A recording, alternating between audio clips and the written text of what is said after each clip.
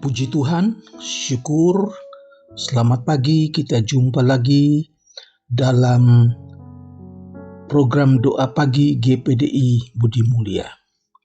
Sebelum saya bacakan firman Tuhan pagi ini, saya ajak kita berdoa. Bapa yang ada di dalam surga, kami datang kepadamu mengucap syukur buat pagi ini. Sebelum kami membacakan firman Tuhan, kami mohon pimpinan Roh Kudus. Pimpin acara doa pagi ini, kiranya ini dapat menguatkan iman percaya kami. Kami awali hari yang baru ini dengan mengucap syukur di dalam nama Tuhan Yesus Kristus. Haleluya. Amin.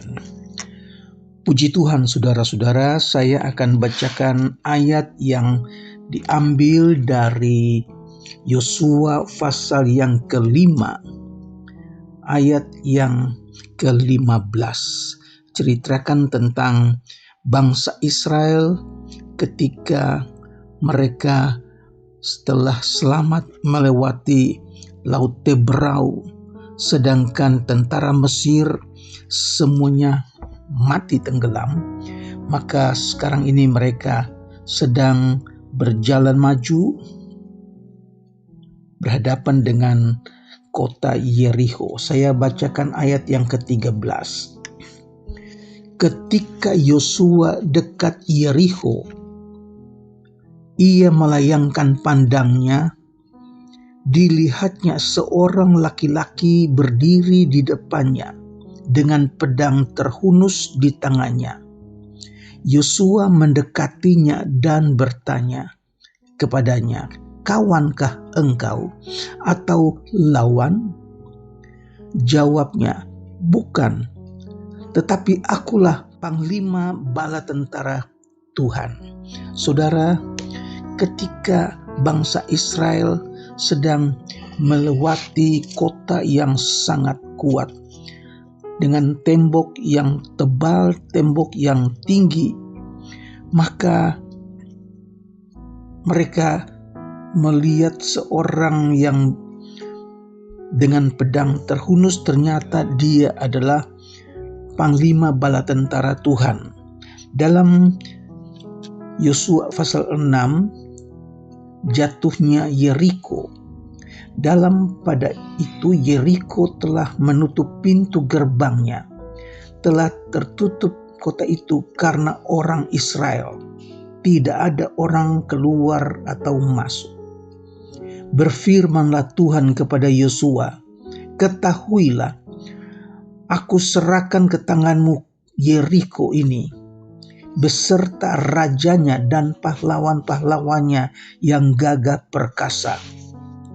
Haruslah kamu mengelilingi kota itu. Yani semua prajurit harus mengedari kota itu sekali saja.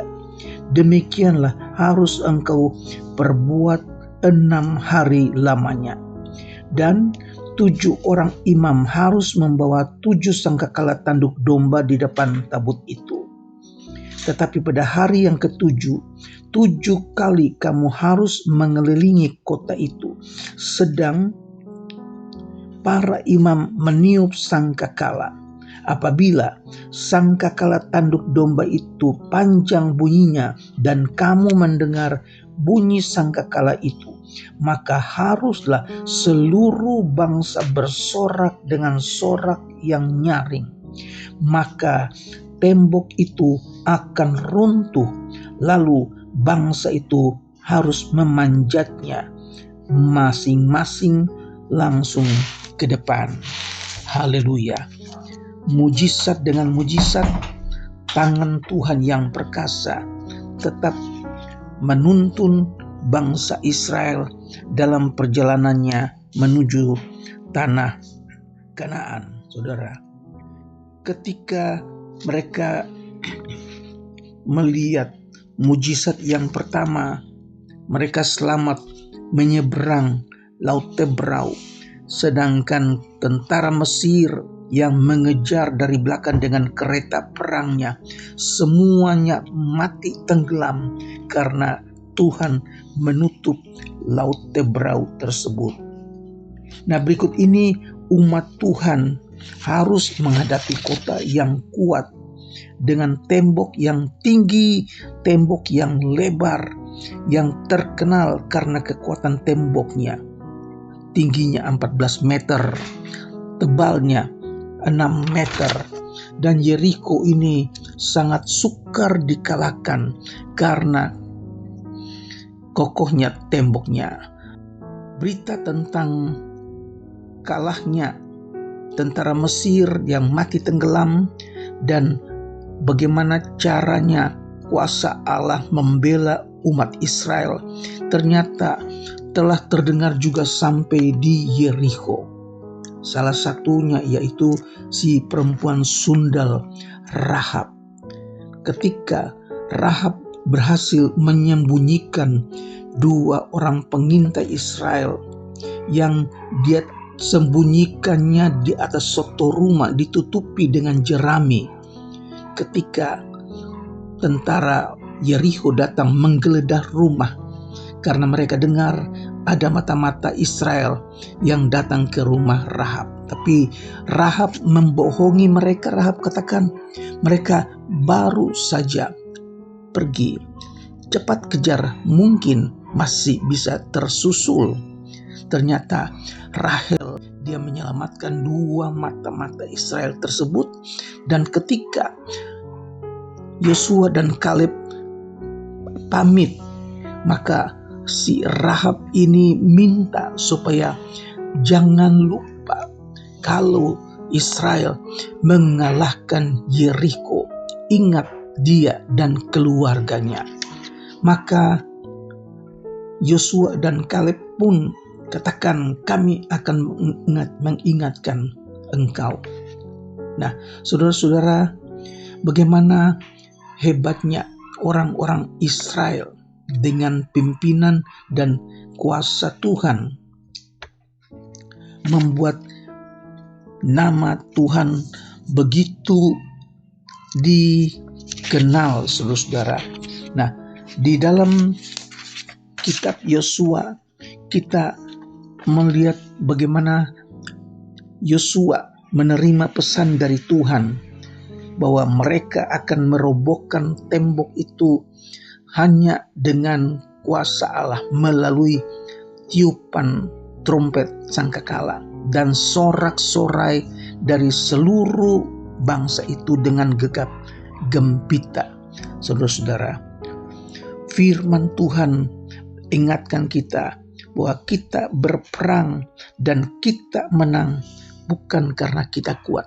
Kita menang karena kuasa Allah. Haleluya. Yosua melakukan apa yang Tuhan perintahkan. Mereka mengitari kota Yeriko setiap pagi 1 kali. Besoknya 1 kali. Lusanya 1 kali. Tetapi pada hari yang ke-7 mereka mengitari benteng Yeriko itu selama 7 kali.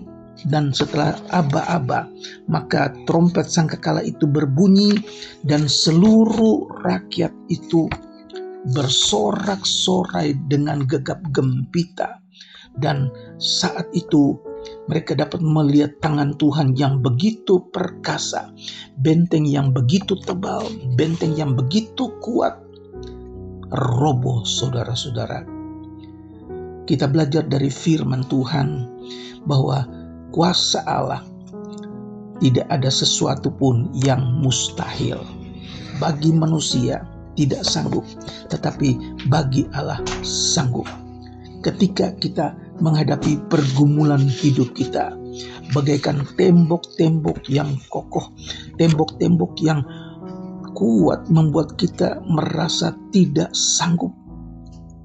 Tetapi kalau kuasa Tuhan yang bekerja, semua itu dapat terjadi. Puji Tuhan, saudara-saudaraku, ketika bangsa Israel dapat mengalahkan Yeriko, maka semua orang-orang itu dibinasakan, saudara-saudara. Tetapi yang tertinggal hanya satu, yaitu Rahab dan keluarga. Selamat. Karena Rahab, keluarganya semua selamat. Saya ingat bagaimana Rasul Paulus yang menghadapi badai gelombang, semua awak kapal ketakutan, mereka putus asa. Tetapi malaikat Tuhan datang kepada Paulus. Dia katakan, tidak akan ada yang mati karena engkau Paulus, semua awak kapal ini akan selamat. Puji Tuhan, saudara-saudara, si Rahab yang dipanggil sebagai perempuan sundal, tetapi ketika dia menyelamatkan Yosua dan Kaleb, maka Rahab itu kemudian tinggal di Israel, menjadi warga negara Israel, saudara-saudara. Dalam Yosua pasal 6 ayat 24, tetapi kota itu dan segala sesuatu yang ada di dalamnya dibakar mereka dengan api.